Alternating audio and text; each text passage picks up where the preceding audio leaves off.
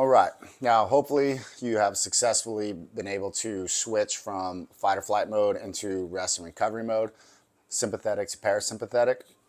So now we're going to get into these assisted 90-90s, and we're going to be using that same breathing technique and same, long inhale in the belly, filling up the belly, long exhale, and allowing the muscles to relax on that exhale.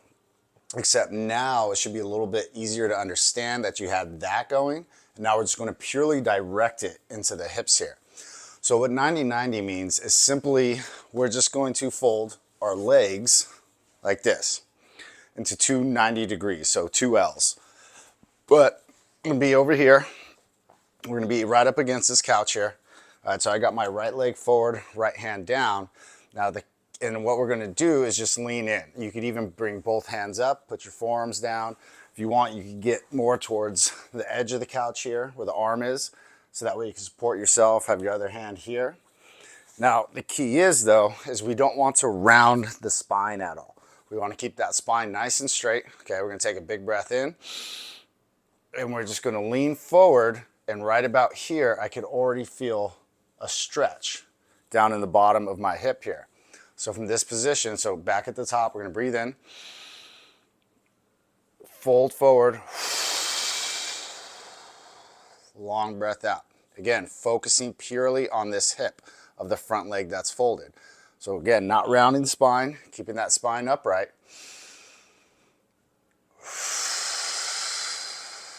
So we're going to sink a little bit further, making sure we keep that spine nice and straight. Breathe in.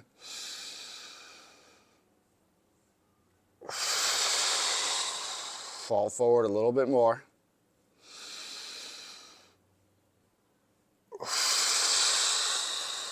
A little bit further.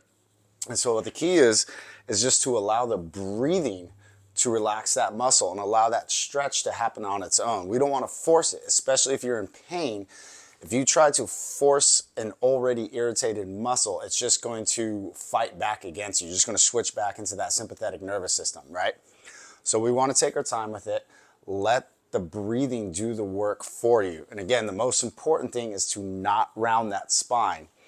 You could try this right now for yourself. If you're here, push back, see you're going to feel a good stretch. Okay, now push in, feel that stretch round the spine. Now you're going to feel it all right here in the lower back and no more tension in the hip. So it's very important to keep that spine straight and then just focusing on that breathing. Once you do about 7 to 10 breaths, right, or however many you need, I would suggest a minimum 7 to 10. Then you're just simply going to rotate, okay? Now left leg's going to go in front, right leg out, chest nice and upright, okay? And slowly start to sink in. We're going to repeat that same process on the other side. 7 to 10 breaths. And just slowly letting those hips open up in those QLs. This is an incredible passive stretch. I have my clients do this in session all the time before we get into all our strengthening exercises.